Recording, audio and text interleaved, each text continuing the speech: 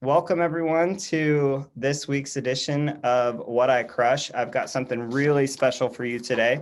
We are joined by Kimberlee Meserve out of the greater Boston area. And so just real quick on Kimberlee. So Kimberlee in 2020 closed 23.5 million in volume and was the winner of the Realtor Magazine's 30 Under 30, one of the winners. In 2018, she founded the Street Property Team and also created the Brews and Buying First-Time Homebuyer Workshop, which is now Boston's biggest first-time homebuyers workshop. And she started using this as a way to meet people, right? Because you weren't originally from Boston. Is that right, Kimberlee? Exactly. Yeah. Sweet. Well, welcome and thank you for being here today. So as always, we like to plug our guests and let every one of you know that if you're looking for a great team to service your buyers and sellers in the Boston area, we would love for you to reach out to Kimberlee, right, Kimberlee? Absolutely. I love referrals. That's great. All right, so let's dive in here. So Kimberlee, you chose this because you were looking to meet new people. And what specifically was it about first-time home buyers? Why did you decide to start there? Yeah, so I've never been like much of a salesy person. Actually, I was having a conversation with Gary Keller about this, and I'm a big believer about education. Like that is the biggest, especially in the direction that the industry is going right now. That is the biggest value that we can be providing the consumer with at the moment. And so when I moved to the Boston area, initially I was on a team here, and I just saw this opportunity as I started to talk to people and meet people that were my age that had great jobs that just didn't think that they could become a home buyer because we have such a high average price point. I saw this opportunity for education. And so, just a long story short, I started in the Massachusetts market just outside of Boston. I was on a team. There was an opportunity for me to become an expansion partner for them in Boston. So I moved. When I moved, my team was like, okay, we'll provide you with some commissions Inc. leads. Those pay-per-click leads typically take a little bit longer, like 6 to 12 months to really turn into anything. So I was in this position of having to get more immediate business. I saw the opportunity, and education is just a big passion of mine. And so my lender partner and I started doing first-time homebuyer workshops, and it's been so fulfilling too.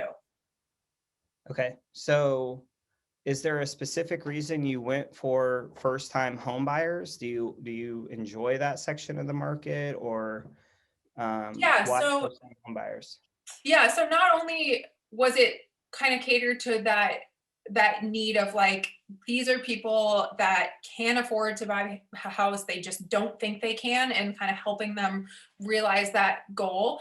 It also was a long game strategy for building my business. So 78% of buyers will work with the first agent that they meet. So I strategically wanted to insert myself into the process as early as possible. So a lot of times people will come, it's kind of segmented. We'll see a handful of people that attend that are like ready to start the process right now. I actually had one girl that came once that attended a workshop on a Sunday, got pre-approved by Saturday. Her and I met the next Sunday, and she was under agreement on a house by Monday. So it was like an 8-day process for her, which is obviously kind of outside the normal, but we usually have a handful of people that like maybe are ready to start right now, then like some that are kind of in the 6 to 12 month, like starting to prepare to buy, but maybe need to save, not really sure where they stand, and trying to get a bearing on that. And then a lot of people that are like longer term nurtures. So this year I've been closing people from our 2018 workshops.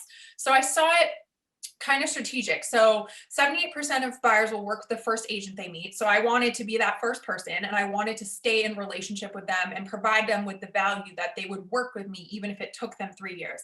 The other part of it too is I wanted to stay in relationship with them after they bought a house. So then those buyers become sellers for me, who then become buyers, who become sellers, and I become their agent for life. And it's pretty cool because we actually just closed on Friday some buyers that had bought in 2018 that just sold and bought again. So we're starting to see it kind of paying off now at this point.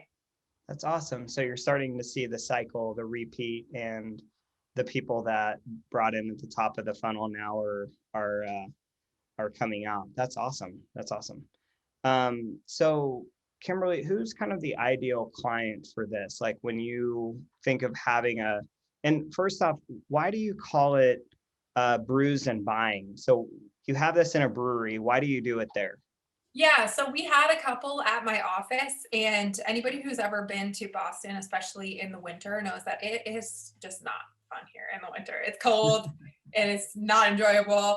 And that kind of first nice day that you get in the spring, everybody is like, let me outside. So we had a workshop that lined up like in April around that time, and it was a beautiful day and nobody showed up. And I was like, you know what? I don't blame them. Like, I wouldn't want to go to a real estate office on a Saturday when it's gorgeous out either. So my lender and I kind of chatted and we're like, where would people want to go if it was nice, but this was still an important goal to them. So we kind of came up with the brewery from there, partially because it does fall in line with my ideal client. So I spent some time thinking about that. Like who do I want to work with? Because I think sometimes we tend to think that we have to work with everybody. And the more focused on working with the people that are really my ideal client I've become, the better my business has gotten. And so I thought about like, who's my ideal client? I want people that are like cool, that are fun. I enjoy. A lot of my clients are usually, the feedback we get a lot is like, you aren't like the typical real estate agent. We have a huge rental market here, and that gives a lot of agents a bad rap because like most people, when you want to rent a place, which is not necessarily the case for all cities and towns, you use an agent. And a lot of the rental agents are just kind of like slimy. They just don't give agents a good rap. So that for a lot of people living in the Boston area, that's their first experience ever working with a real estate agent. And so we wanted to be everything that was the opposite of that. Like we want to be cool. We want to be relatable. Like we want to be people that like would hang out with their clients and become friends, which we have. And so that's kind of always been the goal. And it also aligns with just like who's our ideal client. Got it. I love that. So if somebody's kind of starting out with this, or when you started out, Kimberlee, how often were you having them? Yeah, so we started doing them once a month. And I would say if you're interested in doing this, like give it like 3, 4, commit to doing it multiple times before you give up. Um, Jordan is my coach now, but I had a different coach when I started doing these. And I owe her a lot of credit to the fact that I still do them, because the first one we did, we had like 30, 35 people show up. It was awesome. I was super pumped, really good attendance. And then the second one we did, like 4 people showed up. And I would have gotten really discouraged and given up had I not tracked all of my numbers. So every single person that came to that event ended up becoming a client. I think it ended up being like over 1.2 million in volume from that one event with 4 people. And had I not been looking at my numbers, I would have given up. So that's why I say, I think people attempt to do this and they're like, well, I don't have 30 people showing up, so I'm just going to give up, or it doesn't work for me. And they don't give it enough time to really like evaluate the numbers, give yourself feedback, improve the process as you go. Got it. Okay. So when you're tracking this, Kimberlee, um, can you give us kind of the breakdown on the data that you have tracked and kind of what people can expect when they do this over time? Yeah, definitely. Actually, I pulled up a spreadsheet, a tracking sheet that I use that it's a little nerdy, and hopefully I don't lose you guys with this. But this is kind of what I've put together. I've tested all sorts of different ads. I do everything, all the advertising is through Facebook, partially because I didn't know anybody. I didn't have an SOI to really rely on when I wanted to do these. So Facebook was just the natural decision. So we're typically getting, this is actually from 2020. I don't have my 2021 one updated, but I just pulled this up for you so you guys could see. So this is when we were hosting them in person. This is the actual like seats in a seat we were getting, like humans in the room. So around 23, 24. This is when we started doing them virtually. The challenge with doing them virtually is that we're just counting people that are logged into Zoom. And that could be 2 people sitting in a room. Like we're not always like looking at the camera, like how many people are sitting on that couch. So the numbers are a little bit off, but our conversion, like the results have kind of stayed around the same. So typically we're spending like $400 to $500 per event on marketing. Getting about with say 20 to 25 people attending each time. And then it's about a 20% conversion rate from there, from attendance to someone becoming a client. So I've tracked all of that. This just ends in August of last year. And these were all virtual. And then each event I track like the estimated GCI, how many clients we've signed so far. This isn't very updated, but what have we closed from it? What are we estimating? And then the ROI on the event. Got it. So when you're looking at 20% become a client, so are you saying that if somebody has this and they're doing it consistently, right? Then if 25 people show up, they should reasonably expect roughly 5 of those people to become a client of you or the agent. Is that an accurate prediction? Exactly. Okay. And then what would you say is the conversion of a client, even in this crazy, market that we're in today? What would you say is a good estimation from client to closing? We're roughly, I think, around 50%. Okay. Partially, like, these are actually, what I love about these first-time home buyers is that they're some of the easiest clients to work with, because you're doing all the heavy lifting up front, educating them about everything. And then by the time you are meeting with them, they know, like, and trust you. And so the value is there. And then when you're setting that expectation of this is what you have to do in this market, that's what they do. Like, they'll come to play if they're ready to buy. Mm-hmm. Okay. So if somebody wanted to do like 12 transactions in a year from first-time homebuyer seminars, then they would need to get roughly 120 people through, and then 20% of those would become clients, and then half of those, that sounds right? Like that's how the math would play out. So 20% attendance to client, 50% client to close. Is that right? Yeah, exactly. Yeah. And there also is opportunity in the people that don't actually show up. So the way our process goes is they get a Facebook ad, it sends them to a link, they register on Eventbrite. And this actually took me way too long to figure out. I used to only ask for their email addresses, and I missed so many opportunities from this. And it wasn't until like early last year that I started capturing phone numbers too. For some reason, I thought people wouldn't sign up if I asked for their phone number. So we're asking for their name, email, phone number. So people that don't attend, those are opportunities too. We've actually closed a handful of people that just never actually came to the event, but we kind of put them into the whole buying process. So those are an opportunity to be following up with those people, either offering to register them for a future event or just see where they're at and see if you can help them get started in the process. Got it. Okay. And so you said that you advertise this on Facebook. Is that, so are those like paid ads, or how are you actually doing that? Yep. So we're doing all paid Facebook ads. I can actually share with you guys. Oh, nice.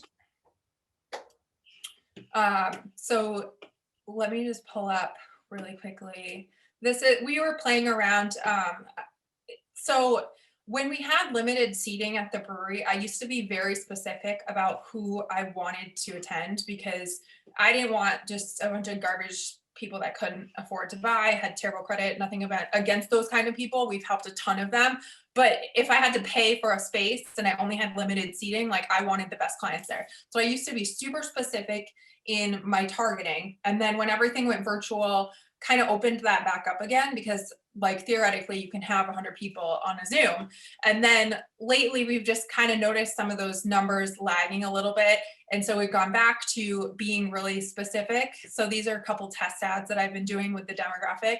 And interestingly enough, the cost per result is actually going down by being more specific, which is not really what I thought would happen. So this kind of it's just a lot of trial and error. Like, you have to be willing to fail forward, like play around with this. So this is what the ad looks like. We are doing, I'll explain to you guys how we came up with this number in a second. So just the objective for the campaign is traffic. And then when you go to the ad set, what you want to be looking at is there's a number that comes up right here, and it's going to be different for everybody in each area. So this is just based on my area, My potential reach is 48,000.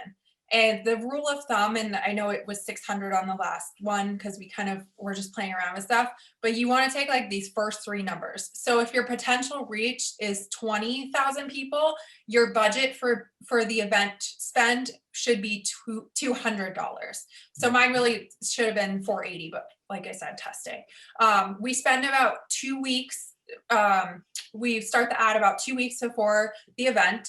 And then this is what I've come up with targeting. So we can't target certain things because of fair housing laws, because of Facebook's special category requirement. But what I did was I sat down and I looked at all the clients I had closed, and I thought about like, who did I really enjoy working with? Who was a great buyer, like really qualified?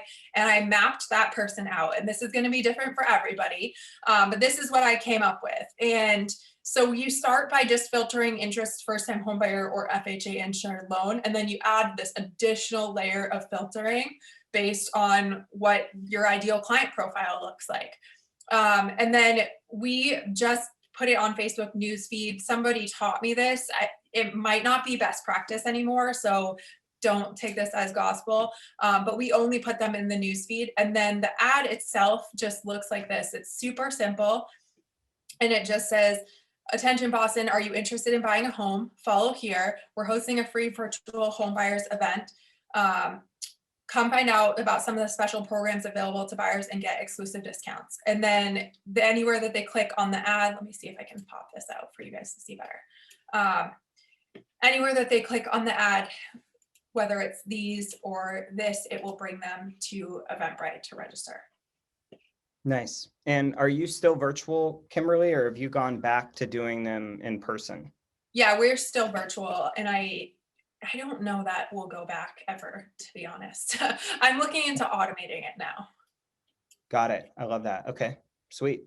And so marketing it is all done through Facebook and pay-per-click, and you're driving them to Eventbrite, which is where they register. And I love what you said about how they don't even necessarily have to attend for it to be a win, because you're still collecting contact information through Eventbrite, even if they don't come to the class. So walk us through the typical like outline of a home buyer seminar. People come in, just walk us through kind of step by step how you do that.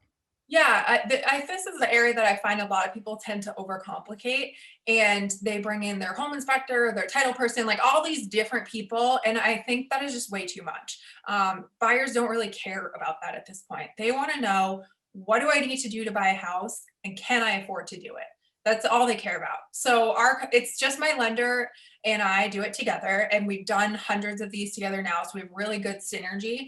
The basic flow is we start, and we highly encourage participation. So if you're going to do this on Zoom, you have to get used to just sitting there and waiting for like the awkwardness to pass. So like we have a bunch of prompts built into the script where it will ask questions like, who knows what the minimum credit score is required to buy a house? And we just sit there and wait for someone to type into the chat box or unmute themselves. So you have to like learn to kind of maneuver some of that and just be okay with the awkwardness, but it does help with engagement a lot. So we start out by talking about why is everybody here today? Like, what are you hoping to get out of this? We really want to make sure it's worth your time. Like, let us know in the chat box. We talk about what's going on in the market. What is a buyer's market versus a seller's market? How do we measure that? What does that mean? What are some of the benefits of buying? So obviously tax benefits, equity, all those different things. And then my lender does a whole section on financing. So he starts by talking about pre-qual versus pre-approval versus pre-commitment. What do each of those mean? What goes into a pre-approval? What are they looking at? Your assets, your income, your debt, all that. What do you need for credit? And then kind of going over major types of loans. So like FHA versus VA. We actually we have a lot of first-time homebuyers that do jumbo because our average price point is so high. So we talk a little about that. Conventional, closing costs. And then after like the whole financing section, from there on out, it becomes a prompt for them to set an appointment with me. So we go over a timeline of what the whole, like, okay, you're here today. what happens next. And I'm setting the expectation in a bunch of different areas, like soft closing them, that the next step is to set an appointment with us to get started on the process. So we're talking about that. I go over the timeline of the transaction, and then we just cover the three major types of properties. What do you need to know from a real estate agent standpoint, and what do you need to know from a financing standpoint? So the whole thing takes about an hour and a half, and then we usually leave some time at the end for questions. Got it. Okay. And for the people who don't get an appointment with you or sign up for an appointment with you, actually, at one point I wanted to make for all of you that are scribbling notes ferociously, we will post this on whaticrush.com within the next 24 to 48 hours. So she's covering like a lot of gold right now. So I get that the audience may be scribbling. Yeah, I talk fast too. Sorry, guys. So it will be out there. Give us a day or so, and we'll make sure that you have the recording. So Kimberlee, on the people who don't necessarily sign up for an appointment with you, how do you follow up and stay engaged with those people? Yeah, so it's changed. What I used to do when I had the events in person was I actually had a piece of paper, and I had like time slots on there, and it was like, here, sign up for an appointment, which was actually pretty cool. We don't really have like that whole schedule of right now type of thing. So after the event, they get a follow-up email, and there's a couple of documents that we covered during the event that they didn't get ahead of time. One of those being a really cool thing I put together that's like questions to ask an agent. So we talk about how important it is, the agent that you select. We would love to work with all of you, but if you choose not to, make sure you do your homework. And on there, it's like a page and a half PDF. It has all these questions, and then all the answers are meant to make us look good. So it's like, what's your average amount of offers until someone gets something accepted? How many houses you sell a year? Are you part-time or full-time? So we're sending that in a follow-up with our contact info, and then we're reaching out to everybody. So you have to be a little bit softer with some of these buyers because they get a little bit intimidated easily. So our whole script that we just start out with people that attend is we reach out to them and we're like, thank you so much for attending. I hope it was helpful.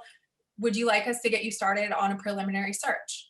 And that is like the opener. It will give you all the information that you need. So they'll either say, yeah, that sounds awesome. And then you can engage them into qualifying them further. Cool. What's your timeline? Have you gotten pre-approved? All that kind of stuff.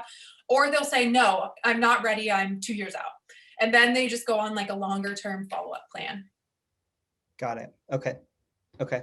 So, Kimberlee, you said that you only partner with the lender, right? So is that person helping you split the cost as well, or do you guys keep that all separate? How do you work that out?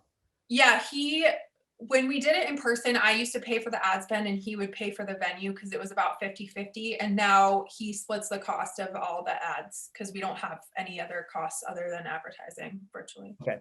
So he's not just there helping you run the seminar, he's also helping you advertise it and, paying Right. part of it. Yeah, and the cool thing is that I'm actually like, if you find a great person to partner with, and it is important that you pick a lender that can actually get up there and speak in a relatable way, because some lenders are super smart at what they do, but they get way too into the jargon of stuff, and that will just go over buyers' heads.